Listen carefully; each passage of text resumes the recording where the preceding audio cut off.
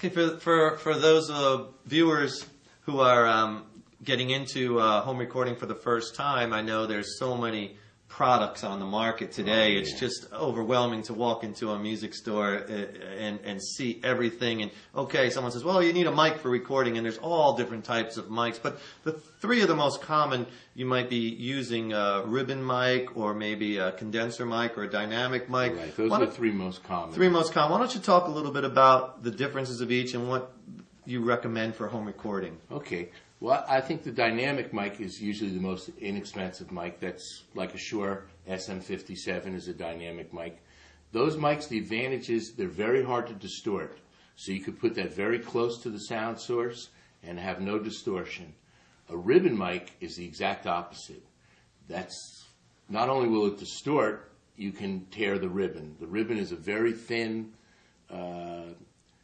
made out of a metal element like aluminum or something.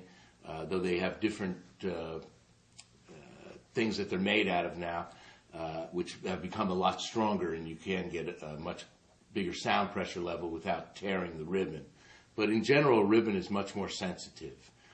It also doesn't have the high end that a condenser or a dynamic mic has. A condenser mic is probably the most detailed out of all those mics.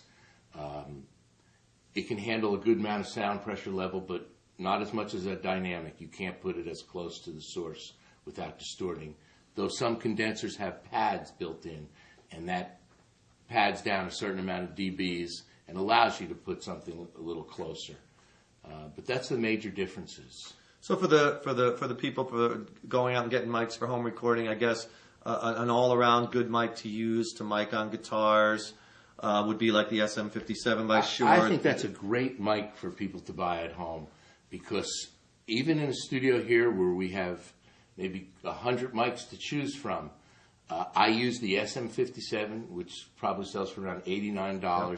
That's my first choice for the snare, my first choice for guitar amps, and vocals, I love it too. I mean, a lot of big records are cut with a 57 or a 58. They're very similar. It's just a different grill cloth on the... The 58 would you say, is a little bit more common for vocals? You see a lot more. The SM58, that's right. Another Shure mic. They sound exactly the same. It's just really the grill. And one has a ball, the 58, and the other one is a straight end. And then if they wanted to get a condenser mic, where do you see that advantage being for the home recording as opposed to the dynamic? Well, it's a much more detailed, it's a much more expensive mic and much clearer sound. And there's tube condensers, and there's also, solid state condensers. But those are more detailed sound. So a lot of times that's what's used on a vocal because you want to catch all the little nuances of something.